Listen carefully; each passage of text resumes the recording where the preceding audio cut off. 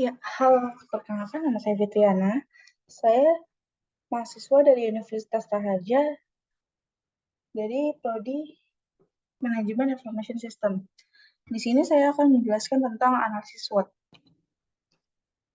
Apa itu analisis SWOT?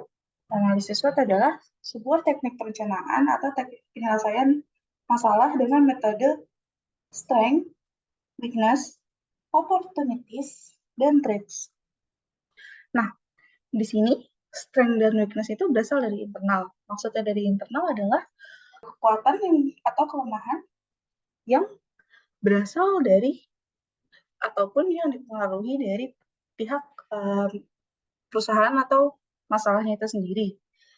Sedangkan opportunities dan threats itu berasal dari eksternal atau sama sekali tidak dipengaruhi dari masalah ini. Nah, di sini kita juga mengkelompokkan kalau strength dan opportunities itu merupakan suatu kalimat positif. Jadi segala hal yang positif itu adanya di strength dan opportunities. Sedangkan di weakness dan threats itu merupakan negatifnya. Di sini juga ada matrix SWOT. Matrix SWOT ini merupakan penggabungan antara kelompok internal tadi dan kelompok eksternal. Kelompok internal yang dimaksud adalah strength dan weakness, dan eksternal adalah opportunities dan threats.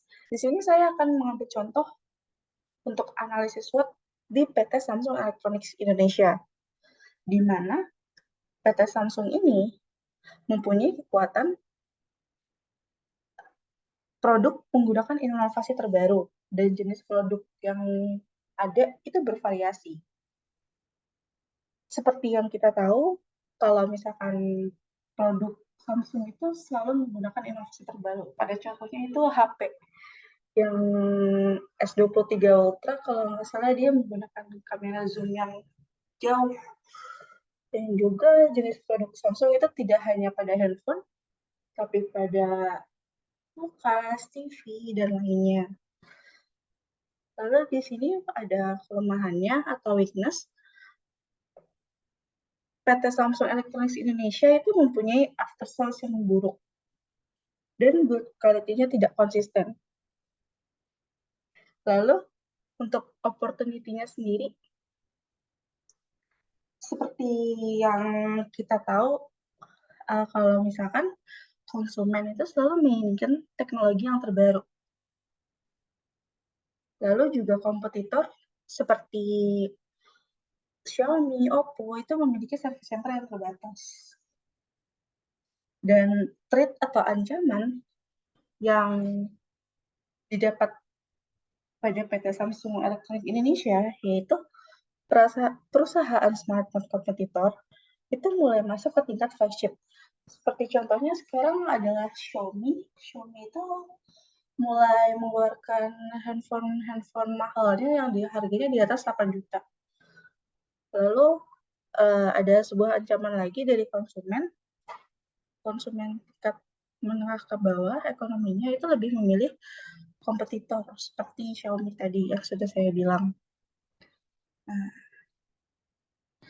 lalu matrix analisis SWOT di PT Samsung Electronics Indonesia. Nah, tadi kan saya sudah menyebutkan kelemahan, kekurangan, kesempatan, dan ancamannya.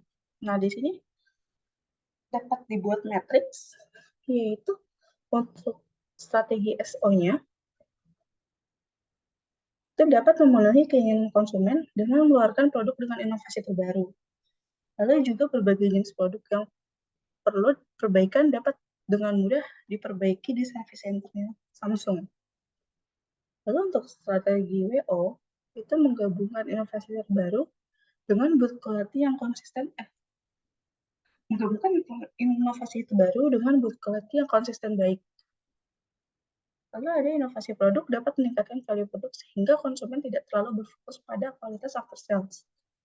Untuk strategi ST, menyematkan beberapa fitur unggulan di smartphone entry level, jadi supaya tidak kalah dari kompetitor. Lalu dari ST-nya lagi, produk yang bervariasi dapat mendiversifikasi resiko persaingan. Karena Samsung memiliki berbagai macam produk, maka kalau misalkan dia kalah di smartphone, dia masih bisa unggul di bidang lainnya, misalkan seperti kulkas dan lain-lain.